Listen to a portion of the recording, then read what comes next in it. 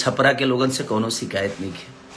छपरा के लोगन कम से कम हमके 80,000 वोट एक विधानसभा में, एक लोकसभा में 4 लाख वोट होला। देखल जाए उससे जुड़ल जाता कम से कम 4 लाख के आसपास वोट हमके 4.5 लाख लोग, अगर हम लोकसभा लड़ रहती तो वो 4.5 लाख में कन्वर्ट हो जाती।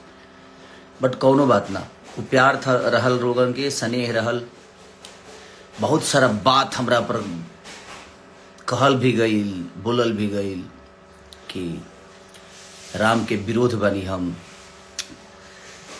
ई बात जवन रहे हमारा विषय एबार हम बोलल चाहतनी, ई बात 2018 का रहे।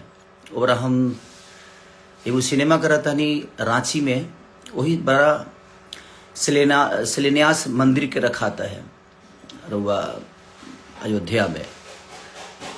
तब सोची कि 2018 के बाद 19 के चुनाव में ना कहल गई, 24 के चुनाव में ना कहल गई। आज इससे हम कोनो दूसरा पार्टी से लड़नी, हम इतना माने सनातन विरोधी हो गए नहीं। हम अपना भाई उससे पूछल चाहतनी जेकरा नजर में हम सनातन विरोधी बनी, वह सभी इतना बताई राम के बारे में वो लोग जानी लेगा। माने जे एक पत्नी पर रहता वो राम के भक्त ना हो, वो राम के विचारधारा में नहीं है, वो सनातनी ना हो। आज दो 3 शादी करता वो भगवान राम के हो। कहाँ से राम के चरित्र के बारे में वो सब का जानता नहीं, कुछ पता बा? हमनी के भगवान राम के जन्म खीर से भई रहे, इहो रोल उनके पता ना हो, जे हमरा के सनातन विरोधी कहता।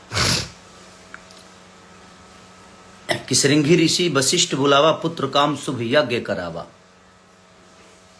भक्ति सहित मुनि आहुत दीन्हा, प्रगटे अग्नि चारु कर लीला।